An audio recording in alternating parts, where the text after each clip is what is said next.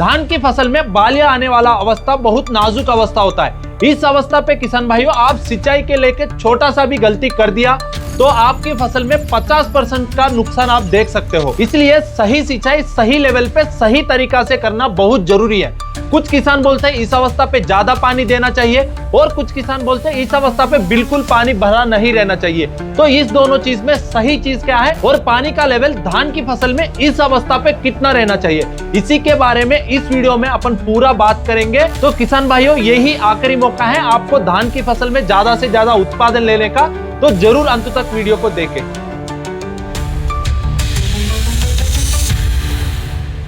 नमस्कार किसान भाइयों, कात्यायनी ऑर्गेनिक्स यूट्यूब चैनल पे आपका स्वागत है।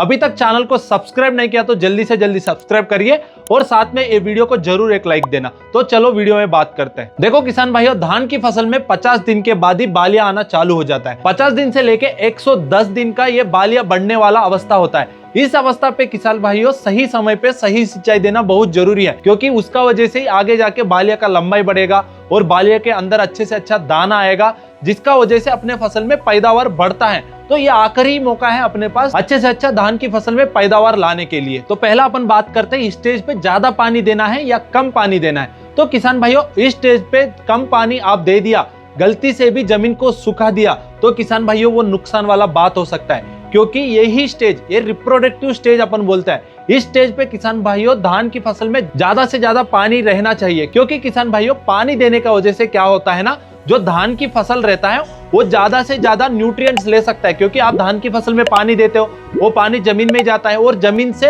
जो रूट्स रहते हैं धान की फसल का जो जड़ रहता है, वो जड़ ज्यादा से ज्यादा न्यूट्रिएंट्स धान की पौधा के अंदर ले सकता है, जिसका वजह से किसान भाइयों ये जो पोषक तत्व है ये आगे जाके बालियां बनाने के लिए ही काम करता है। साथ में अभी तक जितने भी आप नाइट्रोजन, यूरिया, पोटैश दिए हो जो जमीन पे पड़ा है वो पौधा लेना है, तो किसान भाइयों जमीन पे नमी बना रखना बहुत जरूरी है। उसके लिए सिंचाई देना बहुत जरूरी है किसान भाइयों। साथ में अपन इस स्टेज पे क्या करते हैं, घुलनशीलता वाले एनपीकेस भी देते हैं और ऊपर से अपन बहुत ज्यादा स्प्रेस भी करते हैं छिड़काव के रूप में।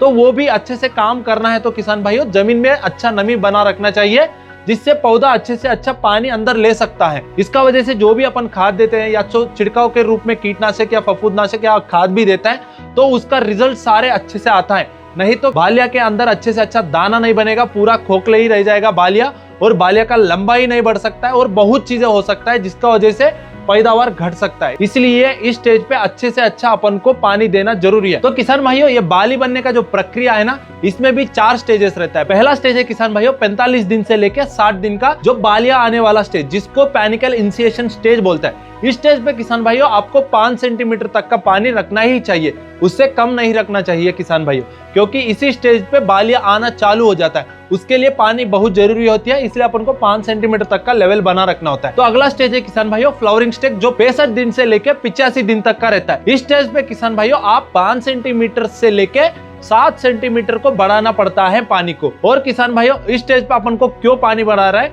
क्योंकि किसान भाइयों ज्यादा पानी रखने का वजह से जो पौधे के अंदर का जो वातावरण रहता है, जो क्लाइमेट रहता है, वो पूरा ठंडा बन जाता है। वो ठंडा बनने का वजह से किसान भाइयों जो पॉलिनेशन प्रक्रिया होता है ना, जिसका वजह से आगे जाके बालिया के अंदर जो दाना भरने का प्रक्रिया चालू हो जाता है, उससे पहले पॉलिनेशन अच्छे से अच्छा होना जरूरी है।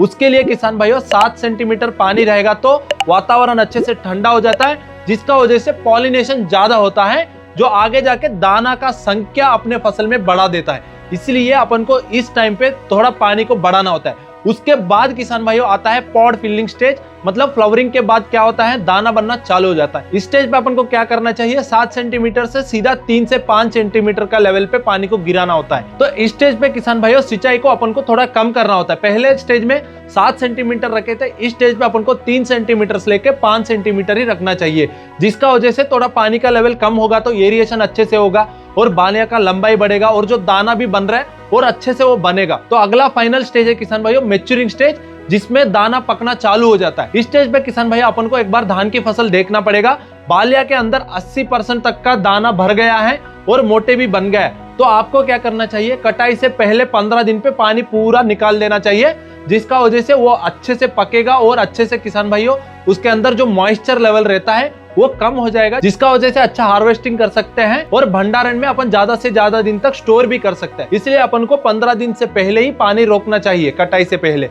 तो किसान भाइयों, ये हो गया 4 लेवल बालिया बनने का, और कौन सा लेवल पे कितना पानी रखना चाहिए ये भी अपन बात कर चुके हैं। तो अब हर किसान का यही डाउट आता होगा, स्टेज पे इतना पानी रखेगा तो कीट और रोगों का प्रकोप ज्यादा से ज्यादा दिखेगा, ये भी तो आगे जाके पूरा धान की फसल के पैदावार के ऊपर ही तो प्रकोप पड़ेगा।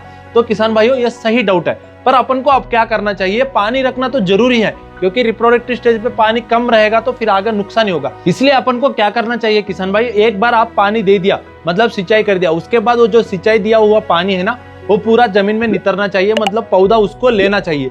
उसके बाद ही फिर से अपन को सिंचाई देना है। उससे पहले किसान भाइयों 1 से 2 दिन का गैप आ जाता है, जिसका वजह से अच्छा एरिएशन बन जाता है, अच्छे से अच्छा ऑक्सीजन भी जड़ को मिल जाता है, जिसका वजह से ये कीट और रोगों का जो प्रॉब्लम है ना, ये ज्यादा नहीं बन पाता है। तो किसान भाइयों, ये ऐसा करके अपन को थोड़ा वो जो कीट और रोग का प्रकोप है ना, उसको कम कर सकते हैं। पर पानी को किसान भाइयों स्टेज पे गलती से भी कम नहीं कर सकते और जमीन को ऐसा सूखा नहीं छोड़ सकते। जमीन को आप सूखा छोड़ दिया तो किसान भाइयों बालिया के अंदर दाना नहीं भरेगा, पूरा खोखला ही रहेगा दाना। इसलिए आपको सिंचाई सही से देना बहुत जरूरी है। तो किसान भाइयों, ये हो गया पूरा सिंचाई का बात। एक और बात है किसान भाइयों, अभी भी आपका फसल कल्ले का अवस्था में ही है। हम सारे स्टेजेस को मिला के एक ऑलरेडी वीडियो बना है, कौन सा स्टेज पे को कितना पानी देना चाहिए, वो इधर आई बटन में आ जाएगा, तो वहां जाके आप देख सकते हो। और साथ में किसान भाइयों, जब बालिया निकलता है तो छिड़काव के रूप में आपको NPK 05234, साथ में बोरान 20% EDT है, और उसके साथ में मिक्स माइक्रोन्यूट्रिएंट देना बहुत जरूरी है दूसरे स्प्रे में। ये दिया तो किसान भाइयों अच्छे से अच्छा बालिया आएगा। सिंचाई तो ये हो गया एक साइड, और उसके ऊपर किसान भाइयों छिड़काव में जो स्प्रे देते हैं वो हो गया एक साइड, क्योंकि अच्छा पोषक तत्व मिलेगा ही तो बालिया आएगा। अच्छा सिंचाई प्लस अच्छा पोषक तत्व किसान भाइयों आगे जाके अच्छा पैदावार भी लेके आएगा। तो ये बात ध्यान रख लीजिए, दूसरा स्प्रे जरूर करें आपके धान की फसल में। अभी तक वीडियो देखने के लिए धन्यवाद किसान भाइयों। अभी भी धान की फसल को लेके कुछ भी डाउट्स है, आपकी फसल में कुछ भी समस्या आ रहा है, तो नीचे हम फॉर्म भी दिया है, वो फॉर्म भर सकते हो, नहीं तो हमको कमेंट्स में भी बता सकते हो। तो मिलता है किसान भाइयों अगला धान की फसल का वीडियो में। धन्यवाद।